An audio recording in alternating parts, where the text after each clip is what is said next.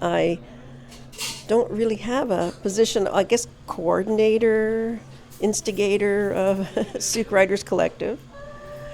And so, Deb, tell us a little bit about the Sooke Writers Collective. How collective is it? How many people are in it? Well, right now we have over 40 members. We started in 2014 publishing an annual anthology, and at that time we had about 9 members. And through the years, we've picked up members as we've gone along. In the last few years, we've gone to, the 30s and 40s. So what makes Sooke such an interesting draw for writers? I have no idea. It's sort of an artsy community, perhaps. There just seems to be a lot of writers. Maybe they're coming out of the closet now because we're calling them. I have no idea. What is it about Sooke that you think might inspire writers here? Well, there's no denying it. The landscape has a big effect on people. We've even tried to deny it, but it creeps into all the writing. A lot of the writing anyways. Other than that, I don't know. There's just this beautiful place.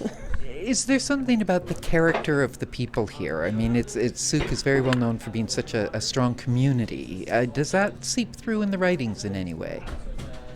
That's an interesting question. I am not a long-time resident of Sooke, though I've been here for, I think, 17 years now. But there's people that were being born and raised here, and they have a wonderful, I don't even know what you call it, a lovely Sooke quality to themselves, And, some of that creeps in the writing, and other writers have just come here in the last few years, and they're starting to adjust to this lovely environment, and I think it starts seeping into their writing, but not always, because if you're a fantasy writer, you're not going to have the land of Sooke in there, but maybe it influences the topography or something. And how does the collective work now? You have 30 or 40 members. Do you all write together, or how does this work? We do not write together. As you know, most writers write in solitude. So the idea is to provide a community and a place that we can connect. So we started meeting in, at the very early days, we were meeting in someone's home. And then as we started to grow, we started meeting in the old Sooke Library, which was a very small space. And then we got pretty excited when the new library came around because you can get more people in the room. But then when COVID hit, then we had to go online. And that sort of sustained us and made us grow in other directions because of having Zoom connections. And, so we often meet via Zoom to do feedback sessions and discussion sessions. And we still have live library meetings.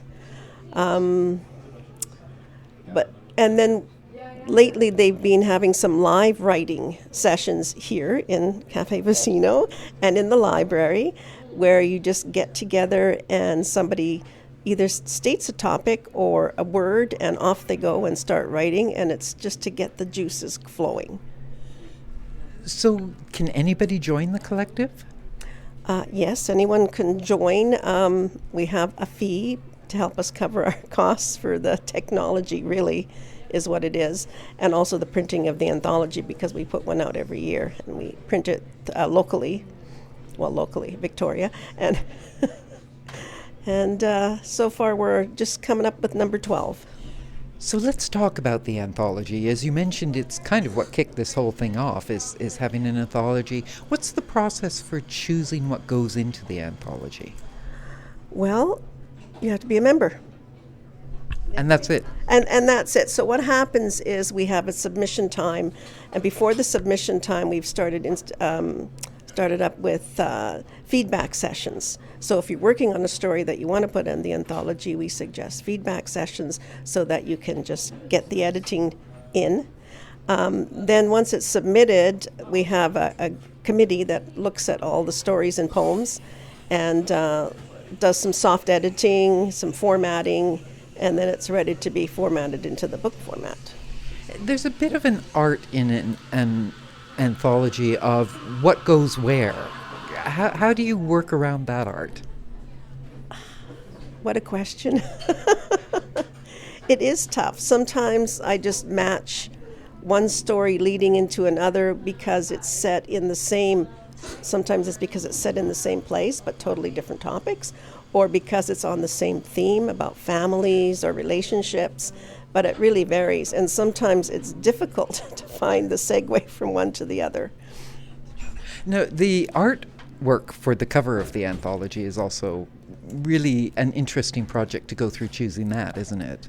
Well, we have, I guess I call him our resident artist.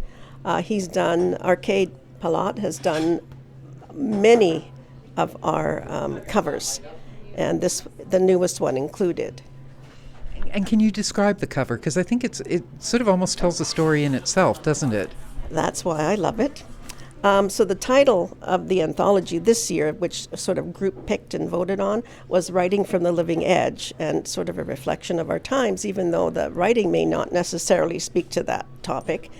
But then I told Arcade the title, and off he went with some drawings, and I thought, wow, this solitary reader sitting on the edge of an abyss just sort of seems to say it all. And the colors are really interesting too, because it kind of can look like a sunrise, sunset, or maybe even the bowels of the earth or something. Yeah, I'm part of me feels like I'm looking subterranean, but then looking up, there's these beautiful oranges and golds, and you're thinking, oh, there's the light, you know, giving us a space to read. And so the anthology is going to be published and launched when?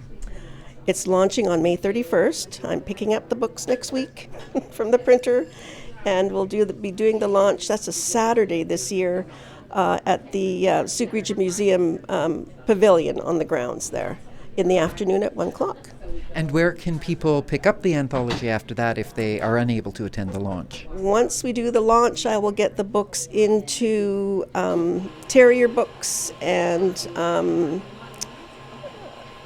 going blank, the gallery and what's our third place? And the museum gift shop. And how much is the anthology? It's $20, and that helps support the group and future printings. And this is really important because having the Writers Collective is just its mere existence is a huge contribution to the cultural life of Sooke, because it allows each artist not only to be part of the anthology but to do what they do outside of the anthology as well. And I should also add, the reason we started the print anthology was to raise funds to pay for student prizes as part of the aspect, because we have an EMCS writing contest that we've done ever since it was started. So there's always emerging young writers every year, and sometimes it's 1, sometimes it's 2, sometimes it's 4. It just depends on the amount of students we get writing, because it's done live, and it's sort of hard on them. They do it at the school, and it's they get prompts the night before. They come into the school, they go into the computer room or the library, and they start typing. That's amazing. Yes, it is quite amazing, and it's quite thrilling to see, and I'm so glad the students are catching on to that. So they write short stories and poetry. Let's give a shout out to the students this year. Who's in the anthology this year?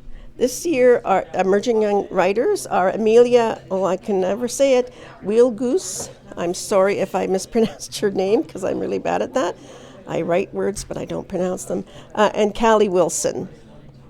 Wonderful. That's amazing work. That's a real achievement for a student to have made their way into the anthology. Thank you so much for taking the time to be with me today, Deb. I really appreciate it. And thank you. It was great meeting you.